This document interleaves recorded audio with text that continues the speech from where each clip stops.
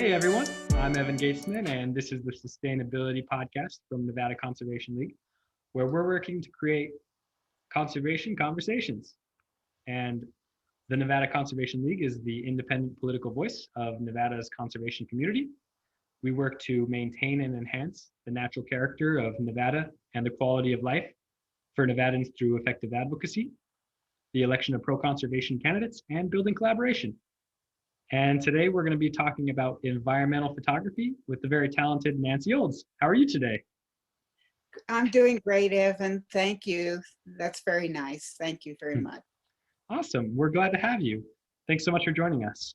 So Nancy, you used to be a forensic photographer for the government, and then that transitioned into taking pictures of wildlife and other things. And then eventually you transitioned and started taking some photographs of dumping areas as well.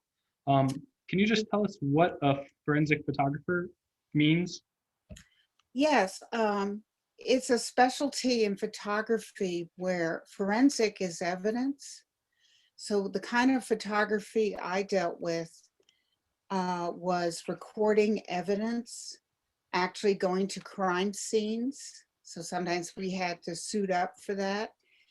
And, just doing everything possible to document what we saw at these places. It's totally very technical kind of job, sometimes involving measurements and everything. We also worked on latent fingerprints, a lot of evidence that came to our lab. We did a lot of different things. It was multitasking. Wow, cool. So what got you started in photography originally? Did you get a camera as a gift, or what got you started? A little bit of both. I was an artist. I did a lot of painting, drawing, charcoals, whatever. And photography came out of high school. I was doing things then with the camera. It was just fun stuff. And I was mainly an artist. And then when I went off to college, and I was a fine artist with art history, I had a double degree in that. And I just love photography. You have the right professors and it just gets the spark going. And I always photograph things. I actually did wildlife early on as a fun thing. But, you have to get a job. And it turned out I got a nice job doing that with the government. But I always considered wildlife photography a passion. Wow. So what are some of your favorite things to photograph? Well, I like I like doing birds, all kinds of wildlife, but I also did American Civil War history. That was another side altogether. But it took me to parks, and a lot of times that in itself, I was seeing wildlife. When I was out in Virginia, when we lived there, we've only been here 3 years. I was photographing eagles, American bald eagles out there. They'd be all over the place, and deer and everything. So it was always wildlife out there. And the same is with this area. You've got the Henderson Bird Viewing Park. You've got the Clark County wetlands. You can go easily to Utah and photograph wildlife, which I've done. You can go out to California to Joshua Tree, for instance. You could go anywhere around here. Um, so there's a lot out here. There's a lot of opportunity for anybody interested in wildlife photography. Awesome. So let's talk a little bit about the wildlife photographs you sent me. It looks like they are cacti, a lot of flowers, a lot of cacti with flowers, Uh, and Wildflowers too. Yeah, just, it was springtime, and my husband has a sturdy truck to take us out on BLM property, Bureau of Land Management, which is really our backyard out here in Henderson. So we went out there to photograph the flowering cacti. You know, this is in the midst of a pandemic, so we couldn't really go anywhere. So this was an opportunity to get out there and photograph wildlife. And so they also had the desert wildflowers out there. So I went and photographed that. And it was just gorgeous. You know, it's spring in the desert is just beautiful. It all comes out. Yeah, I think a lot of people tend to think of the desert as this dead space, as not much out there, a lot of dirt and rocks, and Mhm. not very living. But why is the desert wildlife worth photographing? Well, for many reasons. Um, I I mean, you can enter a competition, but you also want to see what's out there. Us being newbies, relatively, we moved out here about 3 years ago, and we were just so taken with this desert out here. Been out to the Mojave, the desert natural wildlife areas, and it's just beautiful. And I sent a lot of these photographs back east to my friends. They just thought it was the coolest thing. Got them interested in coming out here. And it's just, I've always found that photography is such a creative thing. And you're also documenting what's out there. So you never know what you're going to find when you get out there. And it's gorgeous. The coyotes that come out there, the different kinds of birds, you know, it's all interesting. Turns out not to be such a dead space after all, huh? Not at all. It's very living. It surprises people who haven't come out here how much life there is out in the desert. It's just gorgeous. Yeah, one of the biggest things I find most surprising about the desert wildlife is that, specifically with plants, it just takes them so long to grow. They're so old. The Joshua trees are 500 years old. Exactly. So even though they're not very large, like something you'd see in the rainforest, they've definitely taken their time and earned their spot. So let's talk a little bit about dumping. What is dumping? Well, that was the other thing we saw. Dumping is when people take some items from their home that they want to get rid of instead of recycling them or going through trash pickup. Unfortunately, some people go out in the desert on public lands, BLM, and they dump. And that was the thing that hurt so much to see when we went out there photographing the beautiful flowering cacti and the wildflowers, that here were spots where people did something that was made us feel distraught. Right. So people just don't want to dispose of their things properly, so they take them out in their car and they push them out the door and they call it a day, right? Well, they probably don't call it a day. They go out at night so they don't get caught because, you know, it's usually we see it later on, but somebody went out there and actually went into some remote areas, which is hard to get through with a ordinary car, and dumped a whole lot of stuff. And actually, I should tell you how I found out about this, you know, not just on our own. I went on Nextdoor and a Facebook site and found a couple people who were upset about this.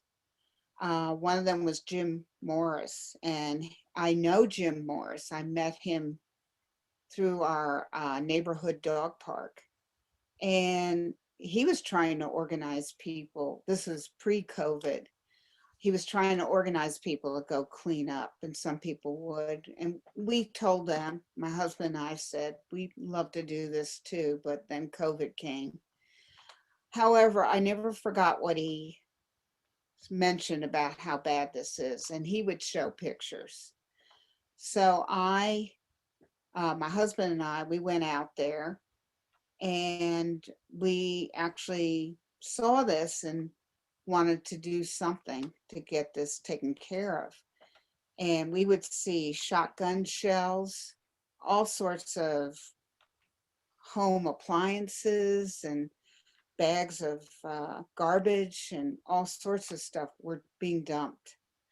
So I did call BLM, Bureau of Land Management, and said, what can we do? And I talked with Nathan there, and he said there were some ways you could do this. And they don't want you to actually encounter somebody dumping and try to talk with them or argue with them. They want you to do this enough to report it, not put yourself in danger, because you don't know what somebody might do when they get caught doing this. But what he wanted us to do was to report the location and do other measures so they can come out there and do a cleanup. They'd love to have volunteers, but that now with the pandemic, that's not possible. Yeah. However, they appreciate people calling it out, letting them know what has occurred there. And we found that if we brought our GPS with us, global positioning, we could tell them exactly where it was.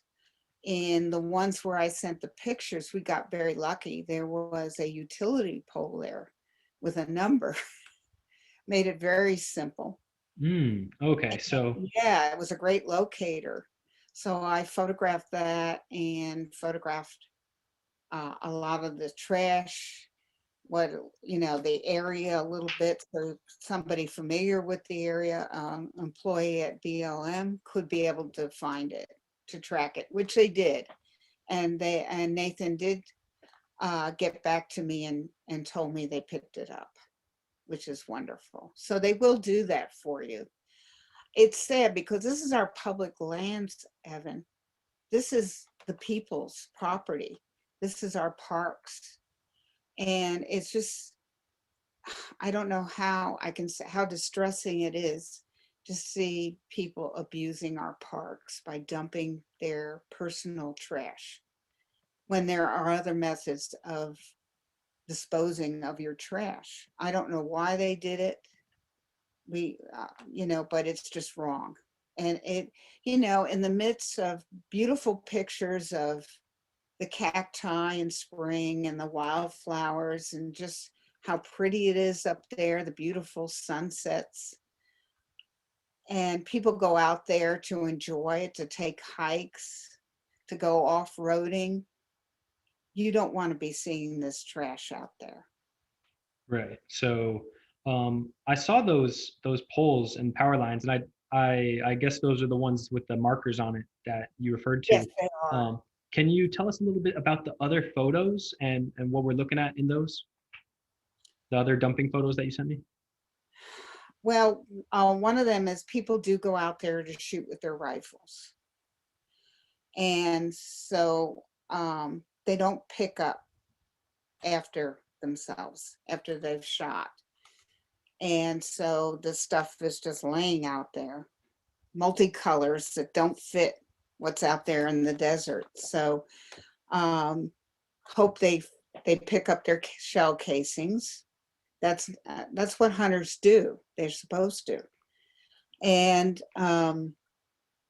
then the other stuff is the real dumping, and some of it's heavy objects.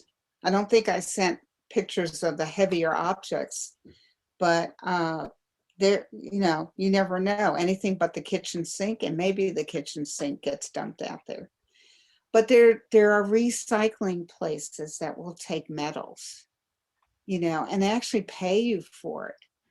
And then you should be lined up with a trash company, a trash removal company, and they will take care of that.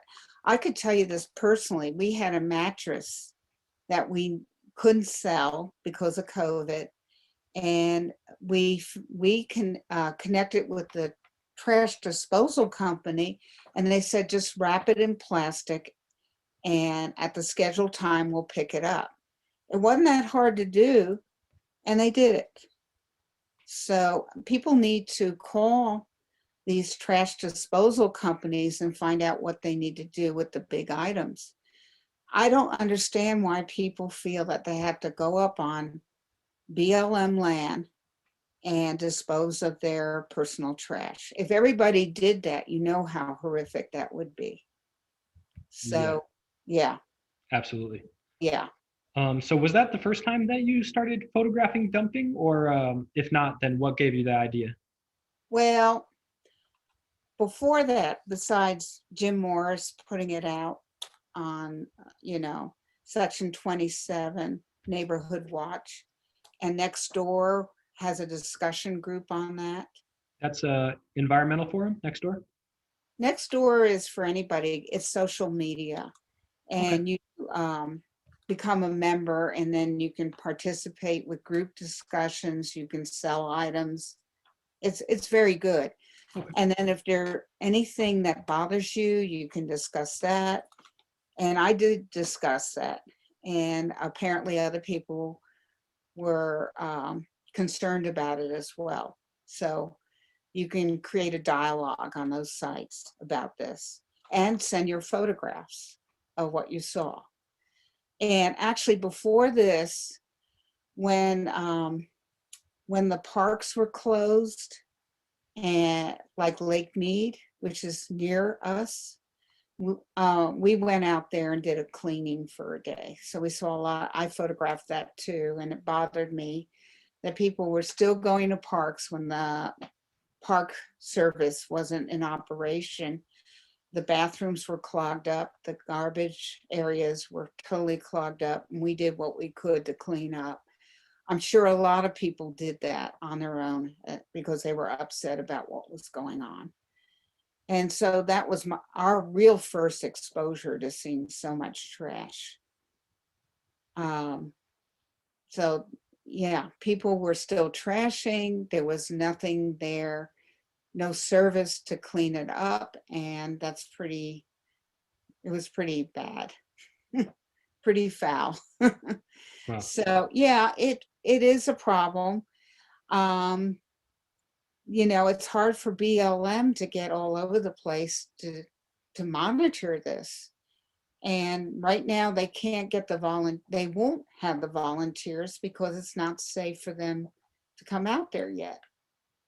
But I'm sure in the near future they will, because volunteers really help.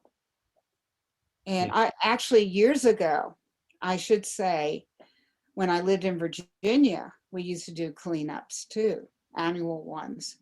And we did it on the Potomac River. And you can't imagine what kind of garbage went through there. Needles, discarded tires, a lot of trash. Now, it may have come from overflows of some sort. It may have come off of boats, but it was pretty bad. We had no trouble in a few hours getting a huge pile. Yeah.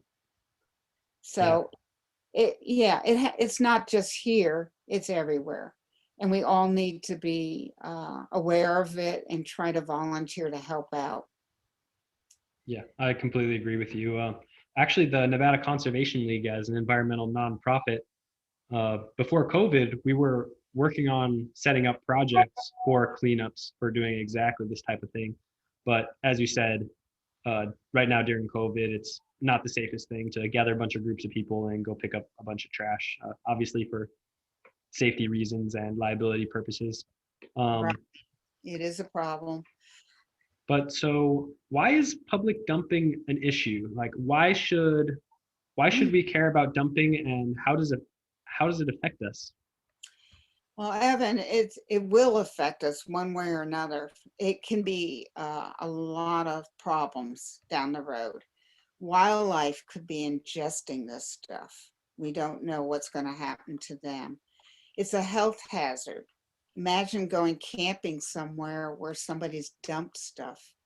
It's just not safe. It's as a photographer, it's not a pretty picture when you're out there photographing things and then you come upon a pile of dumped stuff. It's just so awful. Uh, we want to keep keep America beautiful, keep Nevada beautiful. We should not dump.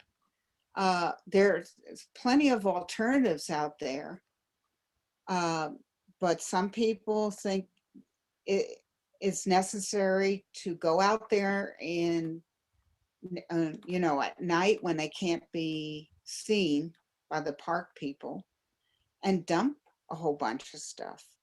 And yes, there are consequences to that. And it will blow around in heavy winds. It's just not, we're worried about a pandemic. We don't need this going around too, on top of it. Definitely. I would just add in too water pollution. If it gets into any kind of water Yeah. systems, that seems like the worst case scenario. Actually, it's not far from the water treatment plant. I don't think they have a problem with that. It's mostly dry stuff, and it's been out in the sun. But still, it's not, it takes the Park Service a lot of their time to haul it away, you know? Costing us tax And dollars. exactly, it gets down to that. It's your tax dollars when they could spend time doing things that are more constructive with the parks, creating trails or whatever. They have to worry. In fact, when I called them at one time, they had to deal with a wildfire. They have to worry about wildfires. And I don't know if dumping trash could cause wildfires, but you just don't want them around because they add fuel to the wildfire. So there are consequences with this. And, it's just unhealthy and the wildlife will go after it. And that's not healthy for them because they might ingest some plastics. So it's, all around I think most people here are aware of it and are not happy about it because that's the kind of response I'm getting. They really think this is awful. I don't know how we can tell people, maybe teach kids in school that dumping is the wrong thing, especially on public lands. Uh, you know, Maybe they need to have fines for if they get caught, but these people are doing it when they can't get caught at night, where it's very hard to monitor them. I'm Right. sure there's solutions out there. All we can do as public citizens is when we do see that, go ahead and carefully take pictures. If now Nathan told me this, if you do see somebody in the process of dumping, get their driver's tag. Don't go up to them. Don't start a argument. You don't know. Uh, just passively get pictures of the vehicle and the driver's tag numbers if they need that. Um, you know, just don't confront them. It's just Totally. not a good idea. I didn't see anybody doing the dumping when we went out there. It's probably rare you're going to see that. Hmm. Yeah. So just go ahead and photograph it as if it was evidence in a crime scene. Get all the pictures you need and get an idea of the location, either by GPS, maybe on your camera, or a GPS system that you have with you, or anything like I was saying, that utility pole was just, we were lucky. It was right there. So that was just great for marking out where to find this. Because it is hard to find when you get on these trails. They're not paved roads. They're just rocky roads. And, somebody made a lot of effort to dump it. If they made a lot of effort to disperse of their trash legally, it would have been a lot easier because they would have gotten a flat tire possibly out there in the dark. And there are rattlesnakes out there. Not a good idea. So, just document as best you can, and, send the pictures, send the degrees of latitude, longitude of where you found it. Utility pole is excellent, but sometimes you just got to go by GPS, and just let them know where it is, and BLM will pick it up. But I'm not inviting people to dump their trash so BLM can do the work all the time. People just have to be aware of recycling, disposing of trash the right way, and we'll have clean, beautiful land out there so we can enjoy it, to photograph the beautiful desert scenery that's right outside our homes, Wow, out in the that's backyards. It's just gorgeous. I mean, we wanted to go places. We did a little, but because of the pandemic, we were stuck at home. So we were trying to think of creative ways to get around. And mhm. during the pandemic, people wanted to get out safely. And the safest way to get out was to get out to these public lands, go hiking or off-roading. But when you see all this stuff scattered around, it just hurts. Because you're right, this is our taxpayers' property. This is our money being used to clean up somebody's trash. Yeah, And if you're angry about this or frustrated, believe me, there are a lot of people that share that right now. yeah. So I just want to reiterate what Nancy said. If you find yourself in a position witnessing some dumping violations, just stay safe. Don't confront anybody about potential crimes. Don't put yourself in harm's way at all, and report any incidents you may witness to the Bureau of Land Management or the police, and Mm. let the professionals handle the situation. And like she said, there are a couple ways to help out law enforcement, like taking pictures of license plates, etc., recording exactly where it is via GPS coordinates, dumping sites, record landmarks, like she said, the power poles, if you don't have a GPS or aren't familiar with that kind of thing. Also, I think recording the date and time, exactly when you're witnessing this, when Exactly. it's there. Yes. And yeah, those things could definitely help authorities handle the situation. And I would take a lot of pictures, more the merrier, because there might be something important in those pictures for them to look at.